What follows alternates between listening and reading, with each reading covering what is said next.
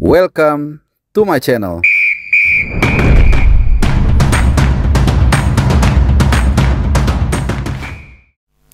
Halo, selamat hari Rabu dan juga salam sehat buat teman-teman semua dimanapun kalian berada, apapun aktivitas kalian. Ya, pada video kali ini gue akan bahas satu update informasi atau berita soal kepelatihan tim nasional senior ya.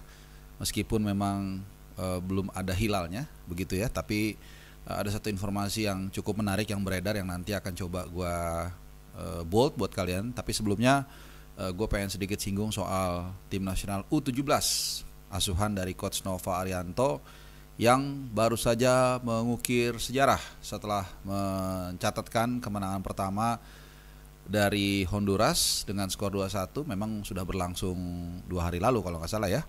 Tapi gue mengucapkan rasa syukur, kemudian juga penghargaan karena ya ini merupakan untuk pertama kalinya kita mencatatkan sejarah atau tinta emas, meskipun kita di akhirnya harus menerima kenyataan gagal lolos ke fase berikutnya. Sebenarnya kan masih ada satu harapan ya, walaupun kecil, untuk kita lolos sebagai satu dari 8 peringkat 3 terbaik ya kan. Tapi kemarin Arab Saudi tidak kalahnya nggak banyak dari Mali, dan kemudian Meksiko juga sudah selisih golnya juga sudah di atas kita gitu. Intinya kita nggak lolos lah kemarin ya.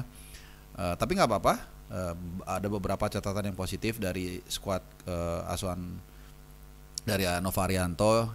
Di antaranya sebenarnya yang paling menarik saat lawan Brazil, menurut gua meskipun kita kalah dengan skor yang cukup besar 4-0, tapi kepercayaan diri anak-anak, kemudian juga organisasi permainan, lalu militansi itu lebih terlihat di situ ya kan. Dan bahkan 3 dari 4 gol itu kalau kita lihat lahir dari lebih kepada aksi individu para pemain Brazil, bukan istilahnya kita bukannya diayam-ayamin kemudian set play berkali-kali sehingga kita nggak bisa ngapa-ngapain, nggak juga.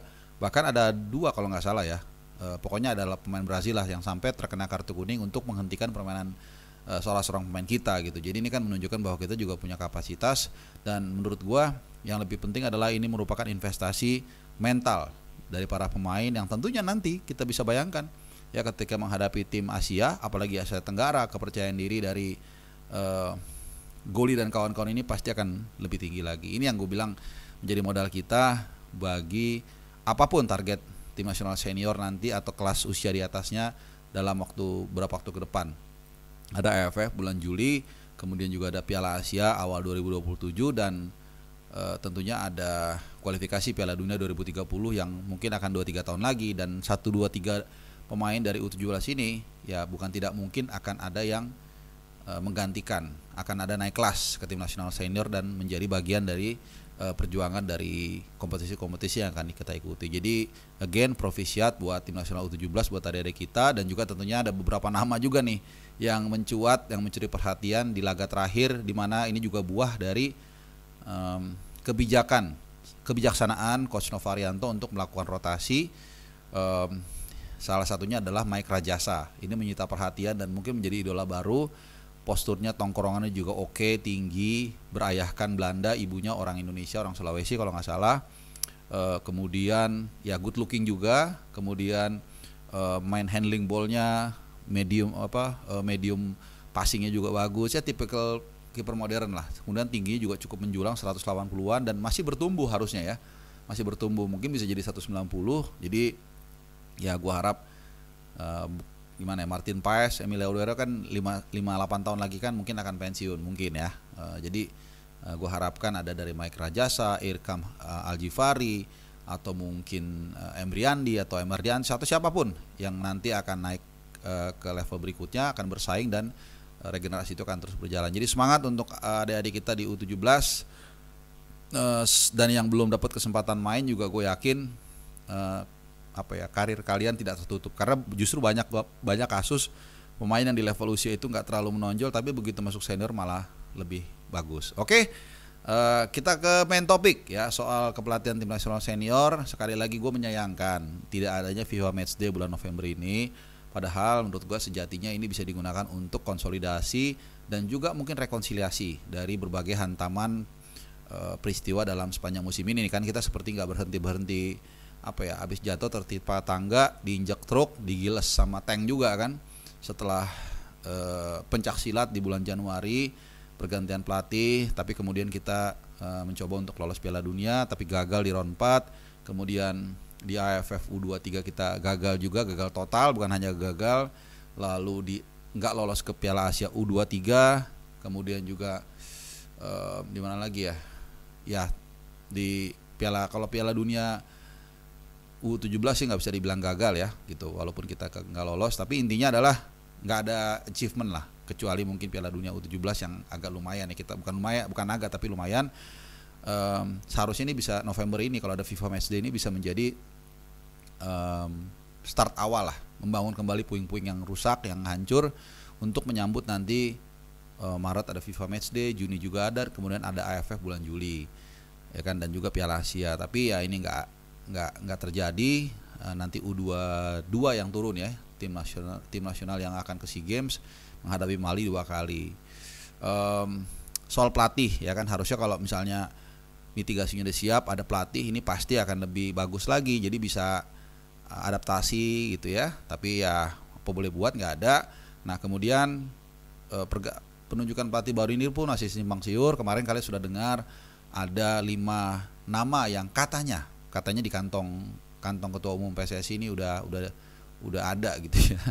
Jadi lucu juga ini karena nggak ada rapat esko ya kan, karena kalau ditodong kan misalnya di waktu itu sempat beredar kabar teman-teman kan, katanya ada 10 esko yang mendukung ini, katanya mendukung STY gitu ya. Oh nggak benar karena nggak ada rapat esko. Nah sekarang begitu ada 5 nama, katanya calon 5 nama keluar, padahal rapat esko nggak ada, tapi nggak dibantah kali ini. Jadi kita nggak ngerti lah. Yang pasti ada 1 atau 2 nama yang mencuat ke permukaan yang entah dari mana, benar-benar gue nggak tahu nih gimana asal usulnya, dan cukup santer, yaitu Bojan Hodak dan juga Timur Kapatse. Timur Kapatse memang sebelumnya pernah gue singgung, tapi almost 3 weeks ago ya. Tapi kemudian beredar santer kembali ya informasi 2 ini. Gue nggak ngerti apa triggernya. Tapi kemudian untuk Bojan Hodak sendiri, kalau gue pribadi melihat dia adalah pelatih yang bagus dan terbukti itu membawa Persib Bandung back to back, dan sekarang cukup percaya diri di ajang ACL 2 ya. Tapi sekali lagi kalau gue pribadi melihat sayang kalau dia ditarik ke tim nasional Indonesia. Pertama ya Bojan Hodak bagus di level Super League ya, tapi kalau untuk timnas apakah dia bisa menghandle nama-nama besar yang punya jam terbang di Eropa? Ini yang pertama. Dan yang kedua, track dia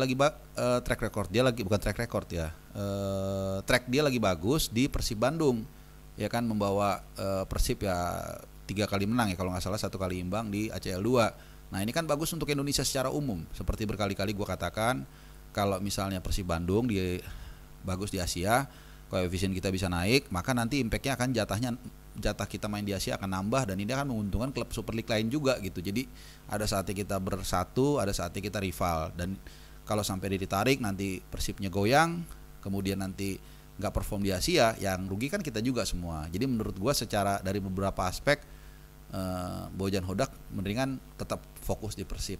Nah sementara bagaimana dengan Timur Kapatse? Ini namanya juga banyak beredar nih di berbagai lini media massa dan juga di sosial media. Nah 3 minggu lalu kan gue bilang bahwa memang dia sempat mengatakan langsung ke gue kontak dia langsung, dan dia mengatakan bersedia, senang lah, terbuka untuk tawaran melatih Indonesia, dan dia mengatakan akhir tahun ini